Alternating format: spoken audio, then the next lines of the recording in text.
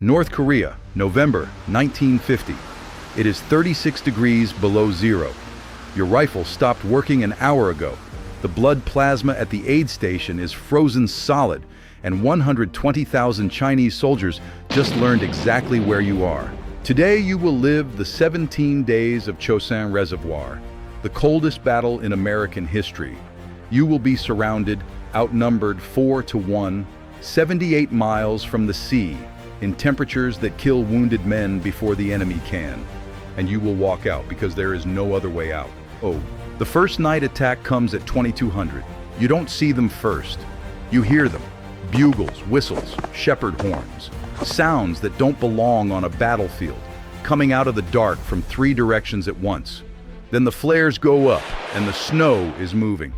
Hundreds of men in white quilted uniforms walking into your machine guns without stopping. You squeeze the trigger. Nothing. The firing pin is frozen. The man next to you is urinating on his rifle's action to unfreeze it. The corpsman behind you has morphine syrettes thawing in his mouth, between his cheek and his teeth. It is the only place on this hill warm enough to keep them liquid. 2 months earlier, this war was almost over. American forces had crushed the North Korean army and were racing toward the Chinese border. General MacArthur promised the troops would be home by Christmas. What MacArthur did not know, China had secretly moved 300,000 soldiers into North Korea on foot at night, invisible to air reconnaissance. The 120,000 men of the Chinese 9th Army Group had one specific mission: surround and annihilate the 1st Marine Division, your division. The only reason you have a chance is your commanding general, Oliver Smith, who didn't trust the maps, didn't trust the intelligence, and slowed his advance to build airstrips and supply dumps along the road. The army called him overly cautious. His caution is about to be the only thing keeping 30,000 men alive. The cold is the first enemy, and it never sleeps. Your sea rations freeze into blocks that break teeth. You keep a can of beans inside your parka against your skin, so it might be soft enough to chew by noon.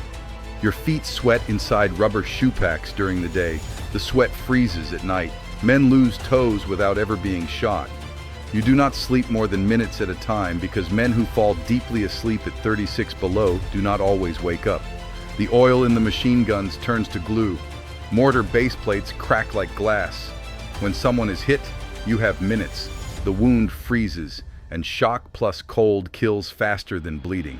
Resupply gets airdropped. One drop, requested under the code name for 60mm mortar shells, arrives as actual Tootsie Rolls. Someone down the supply chain took the code name literally. Cases and cases of candy falling from the sky onto a frozen battlefield. You eat them. They thaw in your mouth when nothing else will. Men chew them soft and press them into bullet holes in fuel lines and radiators, where they freeze hard as weld. The candy becomes ammunition, food, and repair kit. Nobody laughs about it. It is working. The attacks come every night. Waves of Chinese infantry in canvas shoes, walking through the snow into your guns. By morning, the slopes in front of your position are covered with bodies, and some of them froze to death before they could bleed to death. The Chinese 9th Army has no winter equipment either. Their soldiers are dying of the cold in greater numbers than yours. This is not a comfort. It just means the mountain is killing everyone. And the question is, who runs out of men first? One morning, your patrol finds an entire Chinese platoon in their attack positions on a ridge. Rifles aimed, grenades in hand, every man facing your lines. None of them moving. They froze to death during the night, waiting for an attack signal that came too late, and the cold preserved them exactly as they were, kneeling, aiming, ready. You walk between them like men in a museum. Nobody touches anything. Nobody talks about it afterward. There is no vocabulary for a hillside of statues that were alive at midnight. East of the reservoir, an army task force of 3,000 men is cut off. Task Force Faith. They hold for 4 days and nights. When the survivors reach the ice, 385 of them can still fight. 3,000 went in. You hear the number over the radio net and nobody says anything because there is nothing to say, and the next attack is at 2,200. On the 1st of December, the order finally comes. The division is leaving. Then you look at the map. The only way out is one road, 78 miles long, 1 lane wide, through 2 mountain passes. And every meter of it belongs to the enemy. Your general puts it in one sentence: we're not retreating.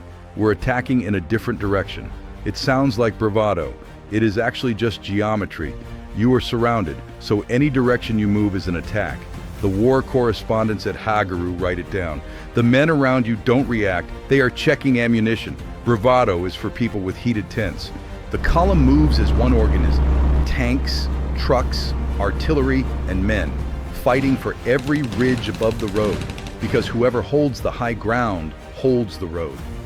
The wounded ride on truck hoods and fenders, lashed down, wrapped in parachutes from the supply drops. The dead ride, too, stacked like cordwood, frozen in the positions they died in, because Marines do not leave their dead on a mountain in Korea. At Hagaru, engineers have carved an airstrip out of frozen earth under nightly attack. Over 4,000 wounded fly out of a runway that shouldn't exist.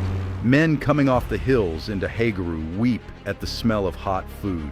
Some fall asleep standing in line, holding their trays. Then the Chinese blow the bridge at Funchalen Pass. One bridge over a 2,000-foot drop with no way around. The entire division, vehicles, wounded, everything, is trapped behind a 16-foot gap. The solution has never been attempted in the history of warfare. The Air Force parachutes an entire bridge in sections, each one weighing over a ton, dropped from C-119s onto a mountainside. Engineers assemble it in the dark at 25 below, under fire. On December 9th, the column crosses a bridge that fell from the sky. The last miles to the sea are walked half asleep. Men march with their eyes closed, one hand on the pack of the man in front. Your beard is ice. Your feet stopped reporting days ago. You pass the frozen dead of both armies in the ditches, and you have stopped registering them as people.